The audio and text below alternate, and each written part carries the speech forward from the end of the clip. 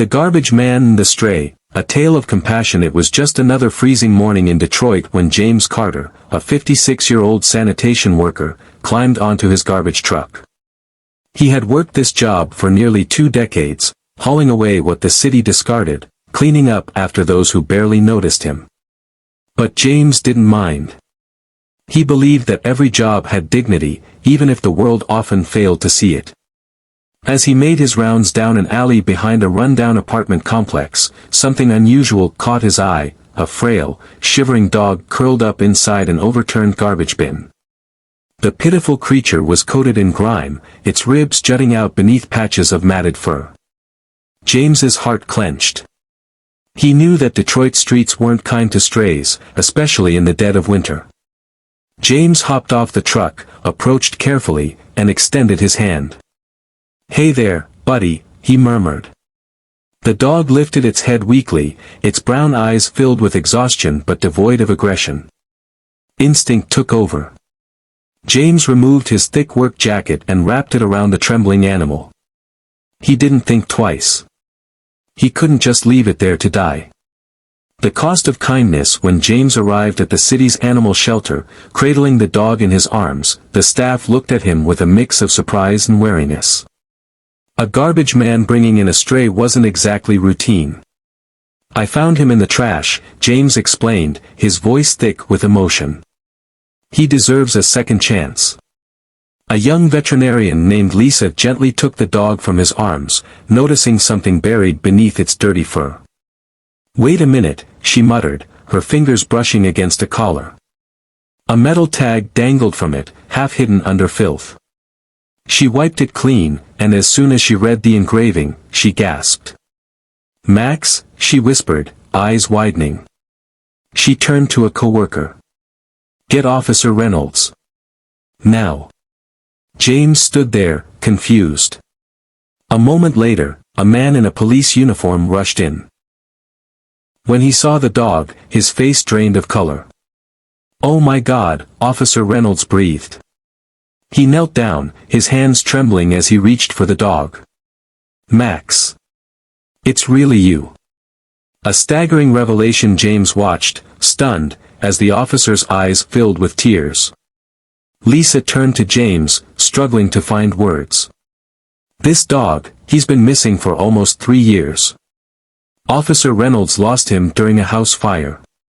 Max was trained to be a therapy dog for his disabled son. They thought he was gone forever." James looked down at Max, who now licked the officer's face weakly. The room was silent, except for the quiet, choked sobs of a man reunited with his best friend. But before James could fully process the magnitude of what had happened, his phone buzzed in his pocket. A text from his supervisor: "Come in. We need to talk." James knew what that meant. The price of doing right. When James arrived at the sanitation office, his boss, Carl, was waiting. His face was stone cold. "You left the truck unattended, James," Carl said, shaking his head. "That's a violation. We can't have workers stopping their routes for stray animals." James swallowed hard. He had never been written up in 19 years. Never been late. Never complained. And now, because he chose to save a life, he was about to lose his job. Carl sighed. "I have no choice. You're fired." James stood still, feeling the weight of years of dedication dismissed in an instant. But as he walked out of the office, he didn't feel regret. He would do it again. 100 times over. A twist of fate. The next morning, James woke up early, habit pushing him out of bed even though there was nowhere to be. His old work jacket, still missing from where he had wrapped it around Max, was replaced by a bitter chill in his bones.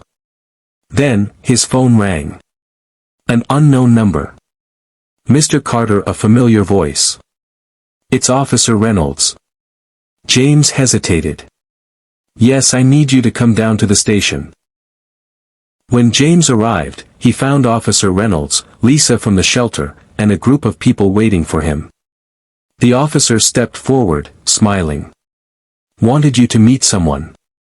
A boy in a wheelchair rolled toward him, eyes bright. "Are you the man who found Max?" James nodded. The boy reached out and squeezed his hand. "Thank you for bringing my best friend home." Tears burned in James's eyes. He could barely speak. Officer Reynolds placed a hand on James's shoulder.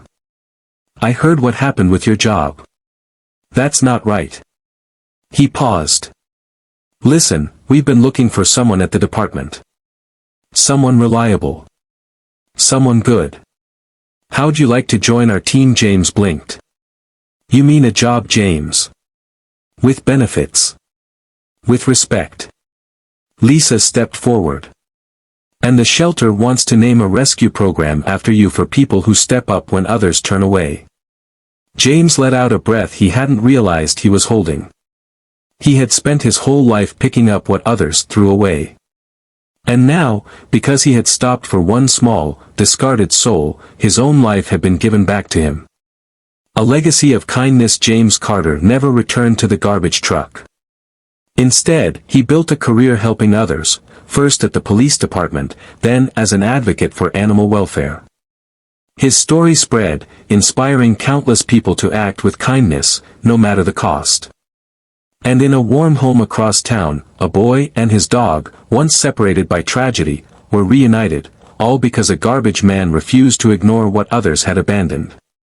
Because compassion, no matter where it comes from, has the power to change everything.